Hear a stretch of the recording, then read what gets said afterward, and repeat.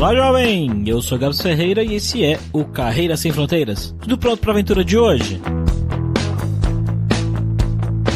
O Ranieri é do interior de São Paulo, ele estudou Engenharia da Computação lá na Unicamp, junto com o nosso host Fabrício aqui. Ele trabalhou na Oracle em algumas consultorias e ele viu uma oportunidade de ir viver nos Estados Unidos através de um MBA, que ele sempre teve vontade de fazer. Ele conseguiu ir para lá fazer esse MBA na Universidade de Michigan e há pouquíssimo tempo aí recebeu uma oferta do Google para ir trabalhar lá, olha só que legal. Ele tá lá há pouquíssimo tempo, só 3 semanas quando a gente gravou esse podcast, e é legal que ele conta pra gente as primeiras impressões aí do trabalho, além de todo o processo de mudança lá para os Estados Unidos. Uma conversa muito legal para quem tem essa vontade de estudar fora.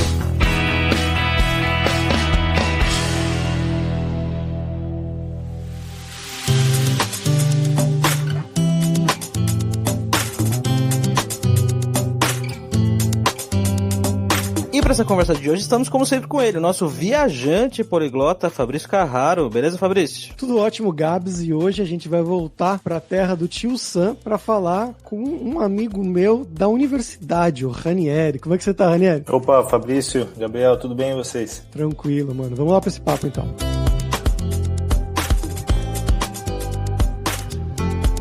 Bom, galera, como sempre, só o nosso jabazinho inicial aqui, que o podcast Carreira Sem Fronteiras é oferecido pela Alura Língua, cursos online de idiomas, que eu, Fabrício Carraro, ajudei a desenvolver com métodos que eu utilizei e utilizo para aprender idiomas como francês, italiano, russo, polonês, grego, alemão e assim por diante. E lembre-se que o ouvinte do Carreira Sem Fronteiras tem 10% de desconto em todos os planos, para você estudar todos os níveis de inglês e espanhol com a gente pelo mesmo valor. Então vai lá em aluralingua.com.br/promoção/carreira e começa a estudar com a gente hoje mesmo.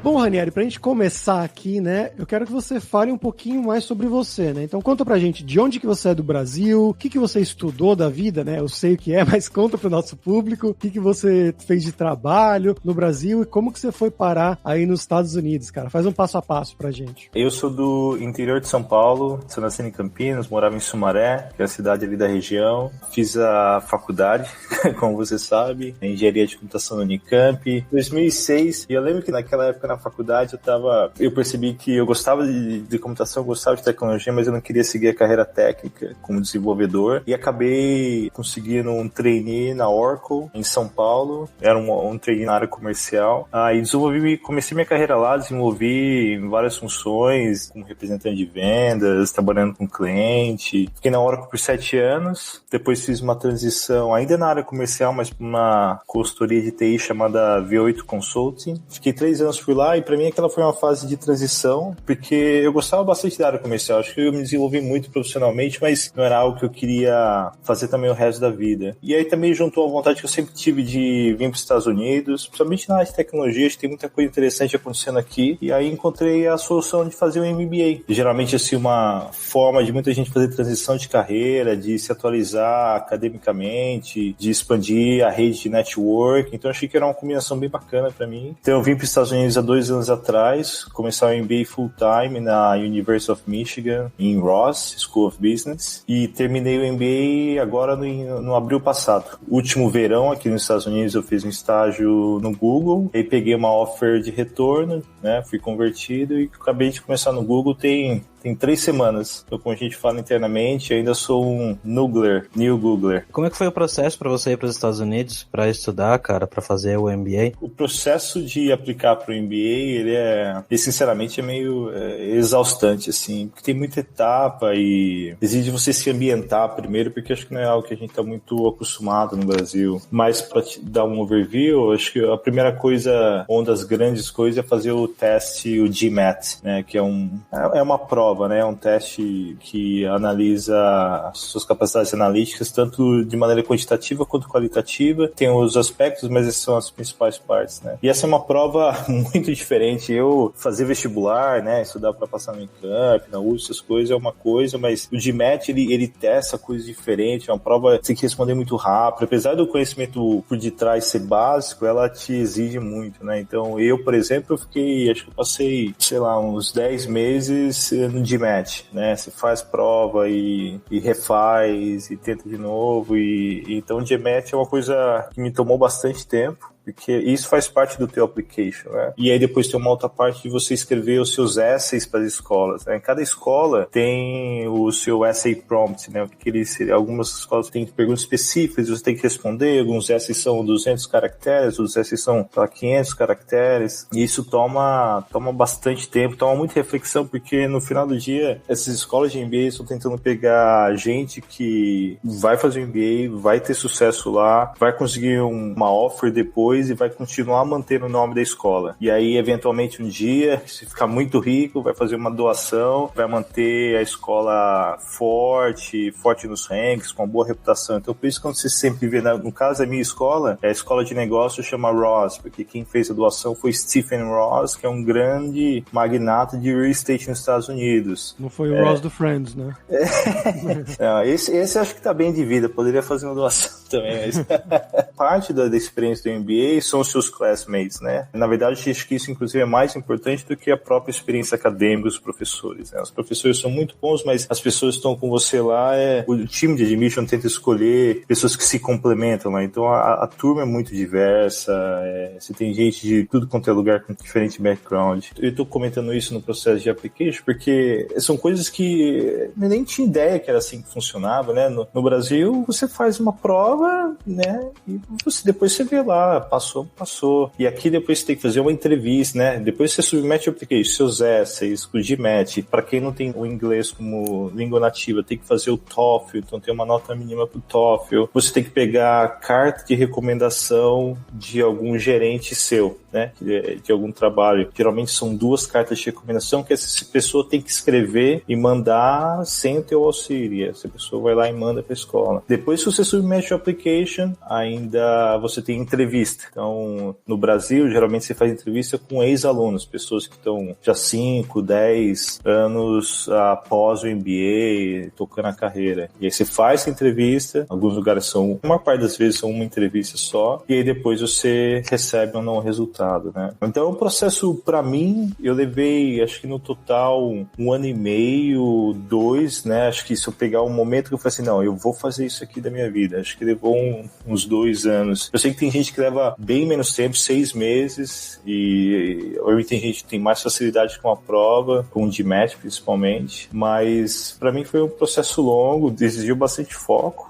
né? Acho que a disciplina de, tipo, você tá lá e continuar fazendo, acho que é igual quando você presta, né? Eu fiz cursinho vestibular, então você tem que manter aquele ritmo o ano inteiro, porque você só tem aquela hora da verdade no final, né? Mas, felizmente, deu tudo certo, eu caí numa escola que eu gostei muito, acho que tive uma experiência muito boa, e tô feliz agora de ter saído, ter conseguido uma offer aqui nos Estados Unidos pra trabalhar, né? E você não foi para os Estados Unidos sozinho, né? Não, isso foi uma coisa muito boa, né? Eu vim com a minha esposa, a gente tá junto desde a época da Unicamp, inclusive, ela fazia economia, eu fazia, né, computação, e eu comecei com a ideia de fazer um MBA, né? Quando eu comecei com a ideia, ela estava terminando o mestrado dela na FGV, em São Paulo, e aí ela tava meio, acho que, de ressaca de estudar. Eu fiz meu mestrado, agora vou fazer mais outra coisa. E conforme fui conversando, ela ia em alguns eventos comigo, ela também tinha colegas que tinham feito o MBA, onde ela trabalhava, nos Estados Unidos, né? Ela decidiu fazer,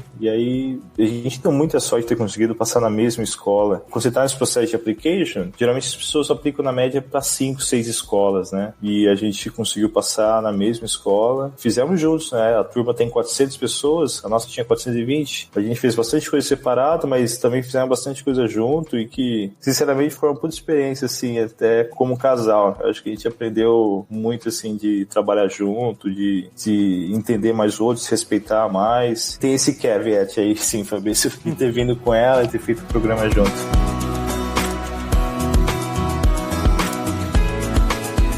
Como é que foi a adaptação chegando aí, né? Um país novo, a língua, né? Imagino que vocês já falassem, se teve que fazer o TOEFL para comprovar, mas mesmo assim é diferente de você falar inglês no Brasil e falar inglês nos Estados Unidos, né? Então como é que foi esse começo, né? De você arrumar casa, você falar com os americanos, estudar em inglês? Já me lembrou do começo, porque eu lembro de ter esse pensamento, eu estar na rua e falar assim pra mim mesmo, cara, eu achava que eu sabia falar inglês e tá na rua rua e tentar falar com as pessoas e tipo, se olhar na cara da pessoa, eu falo assim, ela não tá me entendendo. E ela tá tentando me evitar, porque ela não consegue saber o que eu tô falando. O começo, eu acho que ele é meio doído, porque tudo é novo, né? Tudo é difícil. Você quer sentar no restaurante e pedir alguma coisa, o menu é diferente, parece que é como é organizado, como você pede, no mercado, todo lugar, tudo é um aprendizado. Então, no começo é meio exaustivo, assim, né? Mas a gente tentou se mudar com uma certa antecedência antes de começar as aulas, né? Acho que a gente se mudou mais ou menos com um mês e meio para poder se ajustar, arrumar a casa, porque você vai com 2 malas, né? Você não leva nada, você só leva o que cabe em 2 malas cada um. A gente já tinha ido visitar para ver apartamento, então a gente já tinha um lugar para ficar. Então a gente chegou, passou a noite no hotel, depois já foi para o apartamento. Uma coisa que tem muito em turmas de MBA é que os alunos que estão se formando, eles começam a vender os móveis da casa deles, né? Porque é um período temporário para todo mundo, 2 anos, então o pessoal sempre fica ali e depois vai para outro lugar. Então a gente já tinha comprado muita coisa usada da comunidade brasileira que estava saindo, então a gente já tinha cama, utensílio de cozinha, algumas outras, sei lá, uma luminária. Então isso já estava lá no basement que a gente foi buscar. E esse foi buscar também já começou a introduzir um pouco da cultura americana, que é tudo self-service, né? Porque serviço é muito caro, né? Você pagar alguém para fazer tua mudança é muito caro. Então, o que é a cultura americana é você ir lá alugar um caminhãozinho e você faz tudo, você carrega, você aluga o trolley, você põe um caminhão. Então a gente foi lá, explicaram isso pra gente, a gente alugou um U-Haul, que é super barato por dia, fomos no basement do pessoal, colocamos todos os móveis, fomos na IKEA, na cidade vizinha, que a IKEA, sei lá, é o equivalente a Tok Stock que a gente tem no Brasil, tem um preço relativamente bom, acho que a IKEA é relativamente mais barata aqui, a Tok Stock acho que não tanto no Brasil, e fomos na IKEA e você compra tudo, aí você chega na IKEA, você pega os móveis lá no warehouse, é muito engraçado, e a gente, sei lá, em 5 horas comprou tudo que precisava, sofá, mesa, não sei o que, e aí volta, sobe, monta tudo. Então esse período de adaptação foi engraçado, e é um choque, né, porque você sai de São Paulo, onde a gente morava, você tinha seu apartamento, tudo arrumadinho, aí você chega em outro lugar, vazio, é meio estranho, assim, mas acho que depois de uma semana de montar móveis, a gente melhorou. E nas aulas, né, acho que essa parte de falar inglês, acho que foi aí que pegou mais, porque quando as aulas começam, ele tem um estilo diferente de aula, é bem mais participativo, tem bastante case, então você tem que se preparar para as aulas, e os professores fazem perguntas, eles fazem muito cold call, e eu lembro que no começo, o meu maior medo era algum professor fazer um cold call, para mim, eu primeiro não entender a pergunta dele, e segundo, se eu entender a pergunta, eu não consigo me expressar bem em inglês, né? E eu, geralmente, meu tom de voz é um pouco mais baixo, aí você tá no meio de uma sala com 80 pessoas, aí todo mundo te olhando. Tinha umas crises de ansiedade no começo com relação a isso. Mas o que eu posso dizer é que no MBA a experiência ela é tão intensa, você tá fazendo coisa a todo tempo, assim, as coisas começam às 8 da manhã, você fica fazendo as coisas na escola até, sei lá, 7 da noite, volta pra casa, você ainda tem coisa pra fazer, sábado, domingo, tem outras atividades extracurriculares, você é meio que forçado, assim, a falar, você é forçado a exercitar, tipo, mesmo que você vai cometendo erros ali, não tem como você ficar parado, sabe? Aquela situação onde o teu ambiente vai te empurrando, aí depois chega um momento que você se adapta, assim, né? Mas eu lembro no começo de eu ter dor de cabeça no final do dia, né? E, tipo, falando inglês o dia inteiro, uma coisa que ainda me existe, mas naquele momento me exigia tanto esforço mental, chegava no final do dia eu tava exausto, assim. Aí eu olhava assim, o que eu fiz? Não fiz tanta coisa, assim. Mas eu falei em inglês o dia inteiro e me deixou, assim, acabado. É uma adaptação, com certeza. E aí, bom, conta agora da transição que você fez, né? Depois de estudar, você falou que você conseguiu essa vaga no Google, né? Você começou a mandar ou te chamaram? E como é que foi o processo de entrevista? Essa é outra vantagem do MBA, pelo menos na escola que eu tava, mas eu também sei de várias outras escolas, eles são muito focados na tua carreira. A gente tá falando de um mestrado e tal, mas um grande foco ali é te ajudar a se posicionar no mercado de trabalho, seja fora dos Estados Unidos, mas principalmente nos Estados Unidos, porque onde, obviamente, proximidade, onde eles têm mais conexão. Então, muitas empresas vão nas escolas recrutar. Google, inclusive, mas outras, né? Microsoft, Amazon, as empresas de consultoria. Então, ali é um pool de recrutamento. Para as grandes empresas, elas vão lá porque elas têm os recursos. Outras médias empresas fazem, às vezes, virtualmente ou faz só em algumas escolas específicas. E, além disso, você tem todo um corpo de pessoas focadas, né, em te ajudar no recrutamento. Coaches, né? Career coaches que vieram da indústria ou eram recrutadores na indústria. E career coaches específicos por indústria, né? Então tem um career coach para a área de tecnologia, um career coach para a área de marketing. E essas pessoas te ajudam muito e tem muitos recursos, assim, como que é a entrevista, como que é a entrevista dessa empresa, perguntas que tiverem entrevistas passadas que as pessoas, né, colocaram lá num pool pra galera ver. Sem contar que a comunidade do MBA, pelo menos em nós, é muito colaborativa. Então, as pessoas que estavam no segundo ano, elas ajudam muito quem está no primeiro ano. Isso é muito parte da cultura. Então, por exemplo, quando eu fui fazer a minha entrevista do Google, mandei o application e tal, aí fui chamado, eu fui atrás, quem fez entrevista no Google ano passado? Então, eu entrei lá, achei, e aí fui falar com essas pessoas, minha entrevista foi assim, foi assada. Então, você consegue, tem toda essa experiência de pessoas mais formalmente, né, de estar no mercado que recrutavam, ou as pessoas que acabaram de fazer o processo conseguem te contar mais. Isso ajuda muito, né? Mas eu digo que, mesmo com tudo isso, é um processo bem estressante, porque as entrevistas são um pouco diferentes, né? Aqui nos Estados Unidos eles falam de behavior questions, né? Sempre me diz uma situação onde você teve um conflito no trabalho, me diz uma situação onde você teve que gerenciar um time diverso. Isso não é muito o estilo de entrevista, eu acho, que a gente tem no Brasil, ou pelo menos quando eu fiz entrevista em 2010, não era assim. Eu não consigo dizer como tá agora, mas... Então você se adapta. Então a gente faz muita mock interview com o aluno ou com os career coaches. E falando especificamente da minha experiência do Google, você constrói teu resume, você dropa o teu application lá no Google, especificamente para MBA Intern.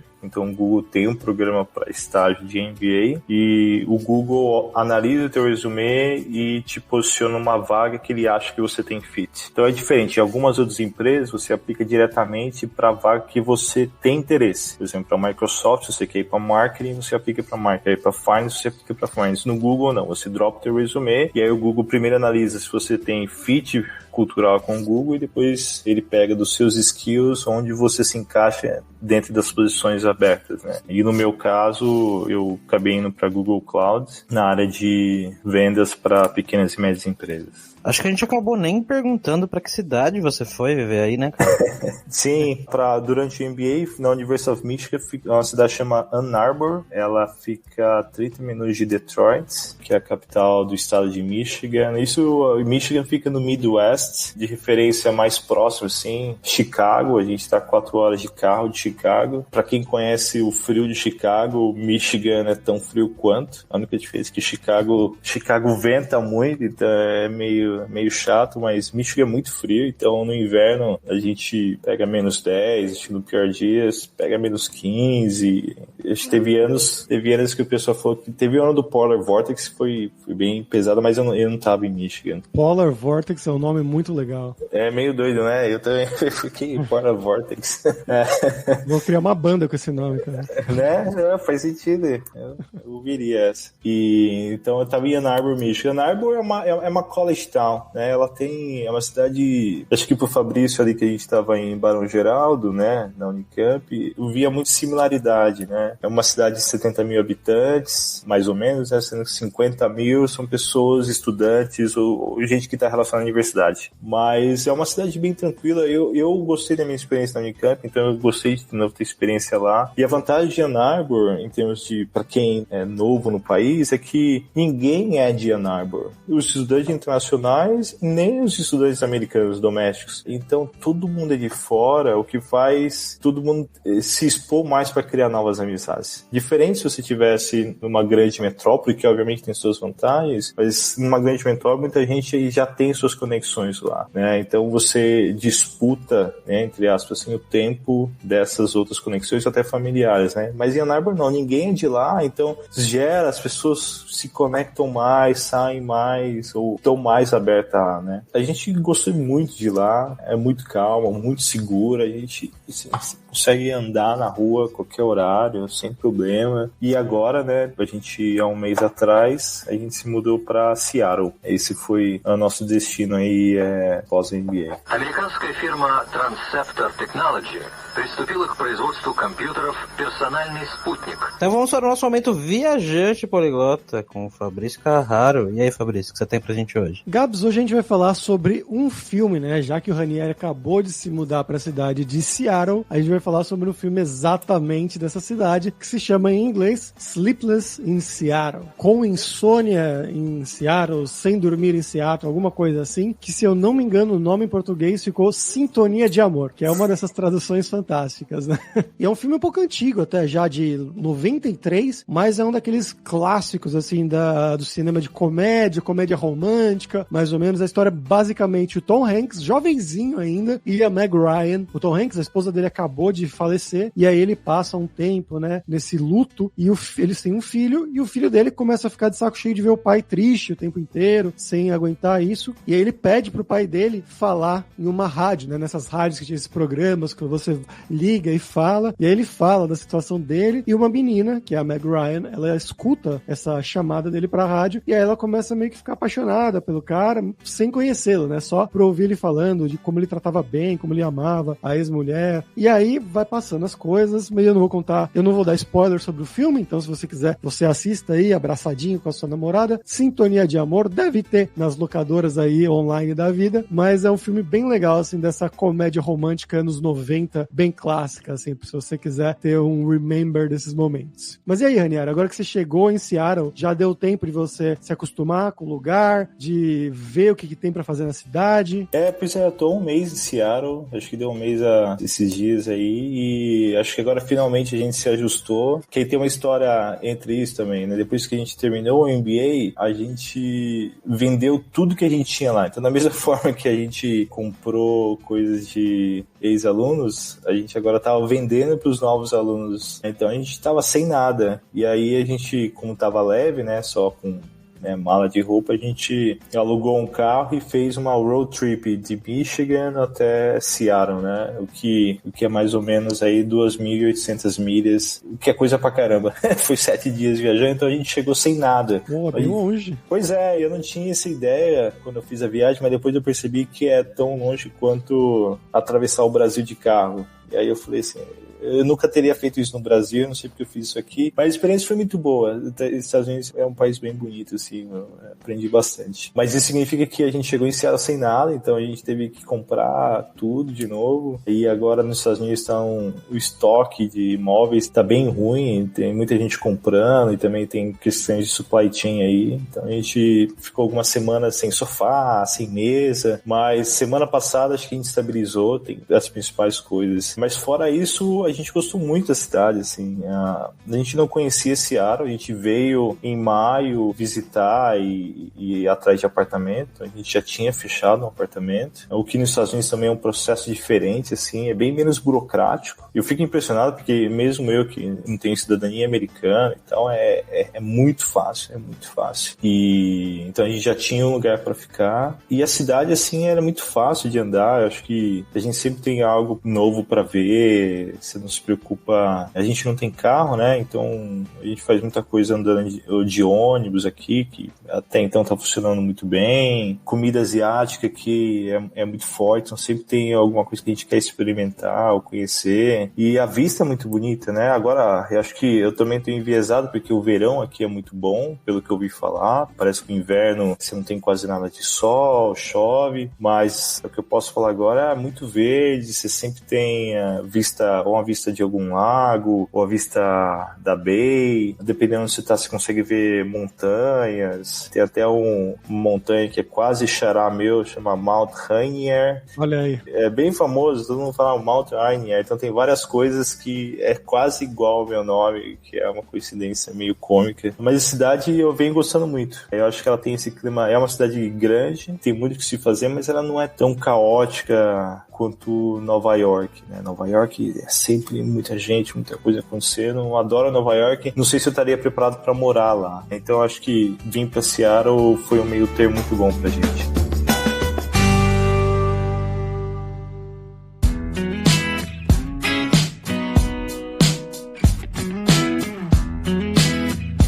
seu começo aí de trabalho no Google, como é que tem sido? Como é que é ser um Noogler, que você falou? Exato, o Google tem essas coisas de nome pra tudo, os nomes engraçados. Ano passado, né, no verão, eu tinha feito estágio no mesmo time, então esse processo de onboard, de adaptação, de pegar contexto da área, do negócio, eu tive ano passado, que foi 100% online também, né, que a gente estava em lockdown, ainda tá online, então agora eu voltei, eu tô na minha 3ª semana, eu tô me atualizando com as coisas que mudaram de lá pra cá, entendendo minha função, que é diferente um pouco do que eu fiz no estágio ano passado. O começo tem muita coisa, né? Eu acho que o online ele traz um pouco de desafios, porque no começo você não tem um amigo, assim, né? Uma conexão que você consegue pedir ajuda fácil, né? Então tudo você vai no chat, você marca um horário para fazer uma video call. Então você tem que ir atrás das pessoas mesmo sem saber direito, né? Eu preferia muitas vezes estar sentado lá de alguém, bater, né, no ombro e falar, me ajuda com isso e tal. Então você tem que se forçar um pouco em algumas coisas, e uma coisa que foi comigo ano passado, tá sendo de novo, é muita informação. Internamente você tem muito documento, tanto informação de treinamento formal, né, que você tem que fazer, mas informação de você entender o que está acontecendo na área, os projetos, o que cada pessoa faz. O Google tem uma característica de trabalhar muito, você trabalha com muitos times diferentes, né, então você está todo o tempo falando com o time de marketing, com o time de vendas, de produto, de estratégia, operação. Nada você faz sozinho no teu time. Ou pelo menos na área que eu tô não é assim, mas eu tenho a impressão que é assim em geral. E você tem que ir atrás, você tem que falar com as pessoas, saber o que está acontecendo. Não tem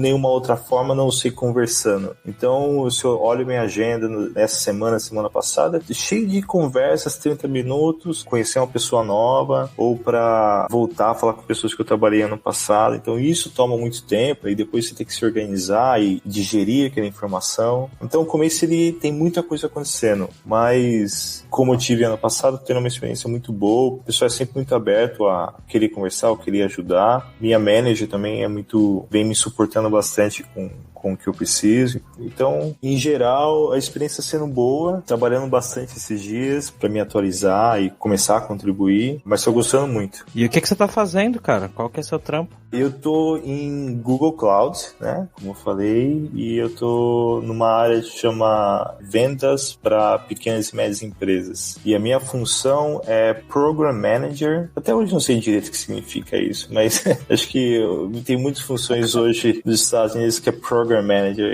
e cada empresa tem sua interpretação. Mas o que eu faço é gerente de programas nessa área comercial de vendas para pequenas e médias empresas. Então são programas que ajuda os vendedores a serem mais produtivos, ou programas que vai gerar alguma campanha para aumentar a receita, ou que vai gerar alguma campanha para defender da competição, sei lá, contra a Microsoft ou contra a AWS. Então, o que eu gosto da função é que ela tem um mix de estratégia, então a gente faz muita pesquisa de mercado, entender o que está acontecendo em campo, ou fazer análise de dados para entender como que está a nossa performance em algum setor específico, né? Tem um outro fator que é uma posição global, esse é um time global, então eu consigo ter visão do que está a nossa força de vendas, sei lá, no Japão, como está a nossa força de vendas na Europa, na América Latina, e cada região tem sua especificidade, né? Então, eu acho que eu tô tentando explicar da melhor forma que eu consigo, porque na realidade ainda tô aprendendo o que eu vou fazer, mas em geral é isso, gerente de programas na área comercial. E como que é o seu time, cara? Você trabalha com pessoas do mundo inteiro? Como é que é? Tem bastante americano? O meu time direto é a maior parte americano, mas localizado em diferentes cidades, né? Você tem gente na Bay Area, gente em São Francisco, em Austin, em Nova York. Eu, coincidentemente, tenho um outro brasileiro no meu time que tá em Dublin. E tem gente também, tem gente em Singapura. É um time global, então é meu time direto, né? Tem esse brasileiro, mas a maior parte eu diria que é americano. Mas os outros times que eu trabalho junto eu tive a impressão que é bem diverso, assim. Tem a questão de ser, alguns times são regionais, então tem a característica da região, mas mesmo em times globais, assim, é engraçado que eu comecei a encontrar muito brasileiro, não sei o que aconteceu, tipo, brasileiro, até brasileiro em posições de liderança, assim, que é legal ver, te inspira, né, e você consegue pegar dicas, pessoas que estão no Google há 7 anos, né, 7 ou mais anos, mas é bem diverso, eu encontro muito indiano, pessoas de origem asiática, né, tem bastante também. Eu tenho uma impressão boa até então do Google com relação à diversidade de background e de origem, assim. Eu tive bastante exposição no MBA que me ajudou a me adaptar, a entender muito mais de outras culturas que eu não tinha conhecimento, mas estou bem feliz de também continuar tendo essa exposição a diferentes culturas dentro do Google. Bom, Ranieri, agora vamos falar sobre dinheiro, cara. Queria que você contasse um pouco pra gente a relação do custo de vida das coisas que você paga aí, aluguel, mercado, restaurante, comparando aqui com o Brasil. Uma coisa que eu tenho a impressão sempre que parece que o seu dinheiro nos Estados Unidos te entrega mais. Parece que sempre que eu compro alguma coisa, aquele item, se eu tento fazer uma conversão do que eu teria comprado no Brasil, sei lá, proporcional à minha renda, parece que o que eu tô comprando ele é mais robusto, ele tem melhor qualidade, melhor montado. Eu sempre tenho essa impressão que quando você compra bens, esse bem aqui ele é mais robusto, né? O lado contrário da moeda é serviço, né? Serviço aqui é muito mais caro, mas muito mais caro do que qualquer coisa que a gente tem no Brasil. Para tudo, é tudo que envolve uma pessoa fazendo aqui é mais caro. Então, corte de cabelo, muito mais caro. Você precisa montar o teu móvel. Comprei um móvel novinho, caríssimo. Da gorjeta também, né? No corte de cabelo. É engraçado, né? Serviço ainda tem gorjeta. Minha esposa quando vai cortar o cabelo, tipo, é muito caro. Pra mulher é muito mais caro, é 3 vezes mais caro do que o corte de cabelo pra homem, assim. Eu acho que no Brasil, eu não sei se não lembro se é essa proporção, mas aqui é muito caro. Uber, táxi, né? Tudo que envolve pessoa é mais caro. Então, você tem que se adaptar. Então, ao invés de você, por exemplo, chamar alguém pra montar o teu móvel, que às vezes aumenta em 50% o custo do teu móvel, porque você chamou alguém pra montar, você vai lá, compra um kit de ferramenta, sei lá, bom pra caramba, que tipo, você vai usar o resto da vida pela metade do preço do que o cara teria te cobrado e você monta todos os móveis que você vai precisar. Então você tem que colocar a mão na massa, você faz o serviço com a ferramenta certa. No Brasil, para comprar a ferramenta certa, você desiste, porque é muito caro, e aí o serviço é barato. Então, eu acho que para mim essa questão que me impactou bastante em relação a custo. Com relação a salário que a gente ganha aqui, se as pessoas tiverem interesse, eu até recomendo, salário de alunos pós-MBA das principais escolas são divulgados publicamente. Então, todas as escolas têm um negócio chamado Employment Report. Então, quem tiver curiosidade de ver para diferentes carreiras, diferentes regiões, consegue ver lá o salário médio e é bem consistente, assim. Tem uma variação em algumas áreas, mas isso aí dá uma ideia e dá para viver uma vida boa aqui, assim. O aluguel, eu acho que é o componente mais pesado. Era lá em Ann Arbor, que continua sendo o componente mais pesado. Eu acho que é uma questão de você se organizar. Eu sempre fui muito organizado com as minhas finanças, então eu tento me manter num budget assim, saudável, onde eu posso aproveitar um pouco o que tem aqui, mas também não ficar sempre no vermelho, né? Em geral é isso. Uma coisa que eu gostaria mais de experimentar nos Estados Unidos é com relação a empréstimos, né? Aqui empréstimos é bem mais barato comparado no Brasil, então o pessoal compra carro, né? Já abre uma hipoteca logo cedo. Obviamente eu não consigo fazer algumas coisas dessas porque ainda não tenho um green card, ainda tô com visto, agora tô com visto de trabalho, mas isso também eu vejo algo que move muito aqui as pessoas, né? Que o dinheiro é barato aqui, então as pessoas compram carro, compram casa. Apesar que ainda tem uma questão de cidades como Seattle, né? São Francisco é muito caro, né? Então tem uma discussão muito grande em cima disso, mas até então acho que a gente tá conseguindo viver bem, assim, acho que essa questão do salário pós-MBA te ajuda muito. Apesar que eu também tenho uma dívida que eu contraí para poder pagar o MBA. Isso tira uma boa parte da minha renda, mas tudo é meio que planejado para os números caberem, assim. Não é à toa que os números fecham, né? Como eu falei lá atrás, é um ciclo onde escola, empresas, tudo tá se conectado para que fique um ciclo virtuoso aí das pessoas virem, conseguir emprego, terem sucesso e continuar falando bem da escola para novos alunos entrarem, né? Okay, Houston, we've had a problem here.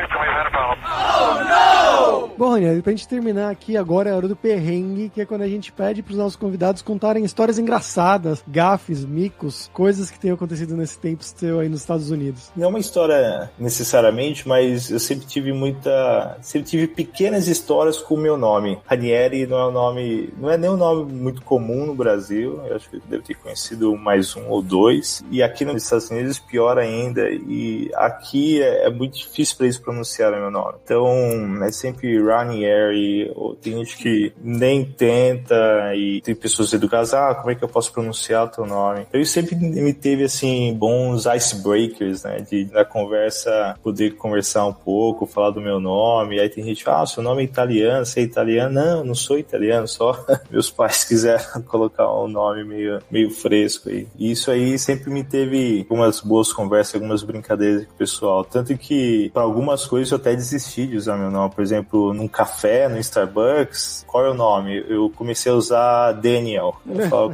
Daniel, e aí sempre tô às vezes com um amigo, aí chamam Daniel e eu vou pegar o café, aí o meu amigo olha pra mim, mas o que é isso? Você tá pegando de outra pessoa? Não, aí eu vou lá, explico e tal. No Brasil, não todo mundo, mas amigos mais próximos me chamavam de Rani, né? Minha família me chama de Rani, só metade do meu nome. Isso era muito comum. Aqui, né? Eu até tentei usar o Rani, mas soa como Honey, I'm home, querida, né?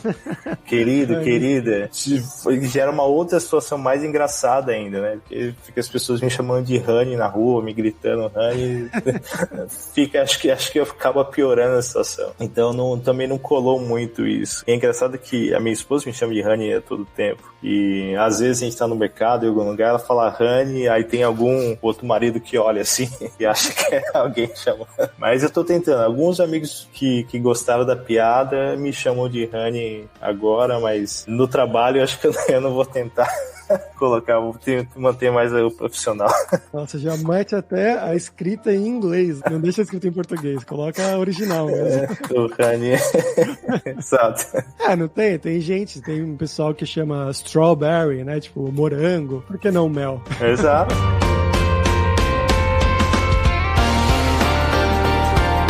Muito obrigado pela sua participação, Ranieri. Você quer divulgar alguma coisa? Uso muito meu LinkedIn, então quem tiver interesse é Ranieri Filho, fácil de encontrar no LinkedIn. Estou sempre aberto aí a conversa, e principalmente essa questão da MBA, eu converso com muita gente que tem interesse em fazer e entender o processo. Fique à vontade de mandar mensagem. Maravilha, link lá na descrição em carreirasemfronteiras.com.br.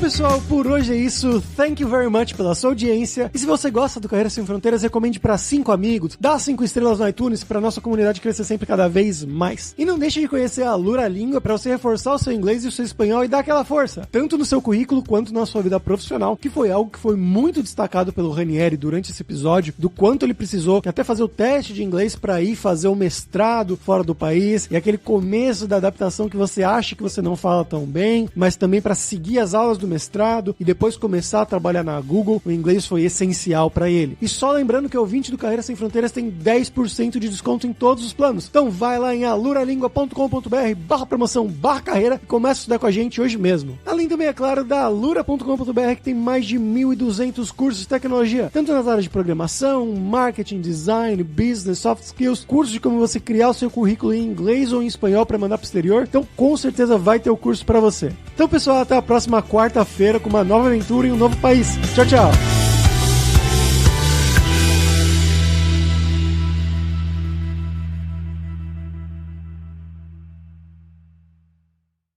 Este podcast foi editado por Radiofobia, podcast e multimídia.